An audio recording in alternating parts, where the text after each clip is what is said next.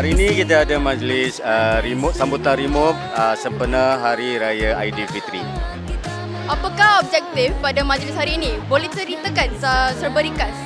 Objektif sambutan remote Hari Raya Aidilfitri pada kali ini adalah untuk menyatukan semua murid dan juga guru-guru untuk menyambut sambutan Hari Raya Aidilfitri pada tahun ini bersama-sama.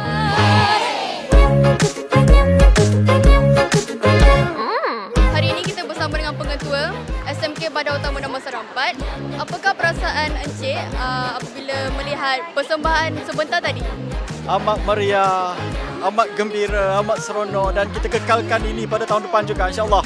Okey, aktiviti yang kita buat hari ini adalah supaya semua pelajar dapat menyelami apa maksud perayaan, apa maksud remote itu sendiri dan agar semua murid dapat menyelami budaya masing-masing. Insya-Allah.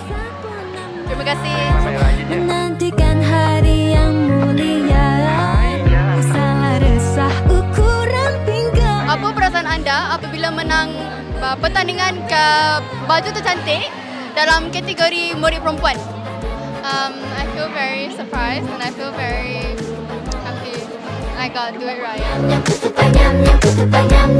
Hari ini kita dengan Salisha. Apakah perasaan awak apabila awak menang pertandingan baju tercantik kepada kategori perempuan? Saya berasa sangat teruja dan tak sangka sebab baju ni pun baru semalam pilih, tapi alhamdulillah lah dapat. Ini kita dengan Imran. Apakah perasaan awak apabila majlis hari ini dianjurkan? Saya merasa sangat meriah, sangat teruja nak cuba makanan. I feel very happy since I get to celebrate with my friends, but I feel like I would have done it better. You know, it's kind of mid. Awak?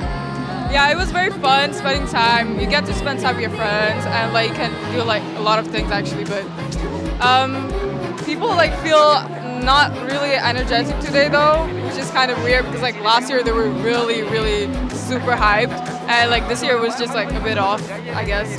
And yeah. Salam dulu, jangan tak makan je. Nah. Memang awak punya pun. Memang awak punya pun. Untuk tetamu je ni.